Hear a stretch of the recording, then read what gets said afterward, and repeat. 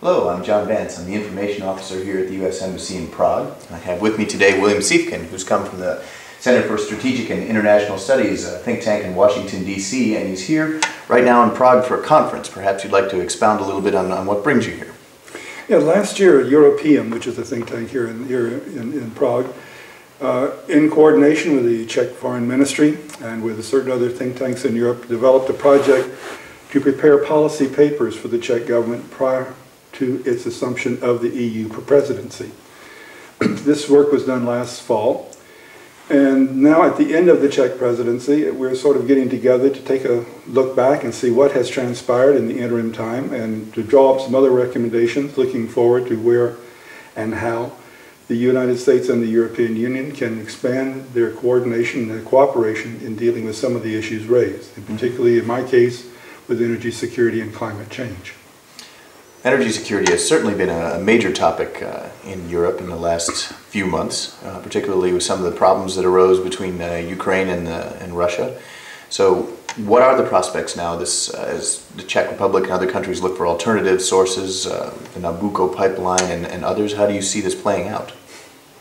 Well, first let me make a distinction. The EU as an organization and as a region has a fairly high degree of dependency on Russia for energy supplies, gas, and oil. But the EU as an entity has other alternatives. There's liquefied natural gas, there's coal, there's oil. The EU does have other alternatives which can be developed if it becomes necessary or economically viable to do so.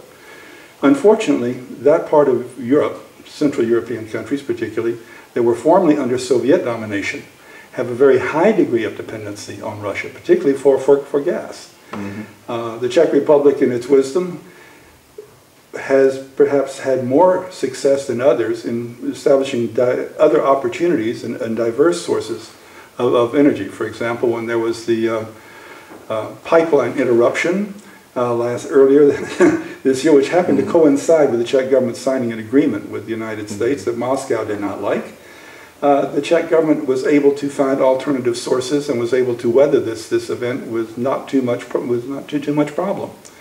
But unfortunately, some of the other countries in the region have not had the opportunities to establish alternative sources. Mm-hmm. For example, when the Russians cut off the gas supply to Ukraine last winter, the Bulgarians, the Slovaks, suddenly got very, very cold very fast because they do not have that opportunity for diversification.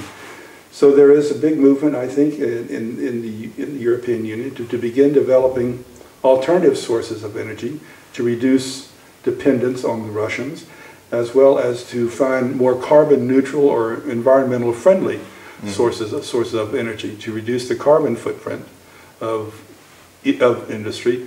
Looking forward, the European Union has come out with their 2020 program to reduce the carbon production, to increase the use of renewables, which is frankly, the European Union is significantly ahead in addressing a lot of these issues.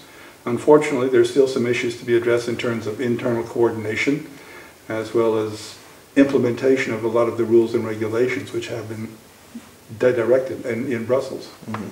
Well, the Obama administration has made climate change one of its priorities. They've talked about that a lot and have made it a very high-profile issue.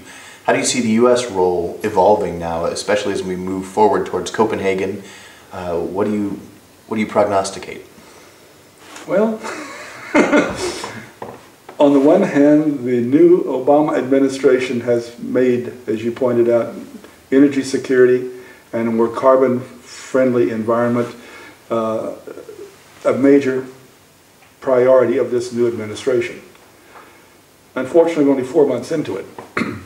And there's a long way between campaign promises and the the establishment of the laws actually bringing these things into practice. For example, I believe that it's the Energy Security and Climate Change Act of 2009. This legislation is actually only beginning to move through the United States Congress. And there's already a great deal of discussion of cap and trade policies as well as other things which the Obama administration would like to bring into force. The United States government is unique in that we have this organization called the United States Senate, which has 2 senators from each state. And there's very wide divergence between states on their state economies, as well as their reliance on different types of energy. So it's going to be a slow and painful process of actually bringing a lot of these new policies into force. But energy security and climate change are now very much part of the political debate in the United States, and that is already a major step forward. Mm-hmm. Well, it all sounds to me like your portfolio is going to be a very active one in the months and years to come, both domestically and internationally. So we want to thank you for swinging by and talking to us briefly about this and giving us an idea of what we can expect in the coming months. Thank you very much.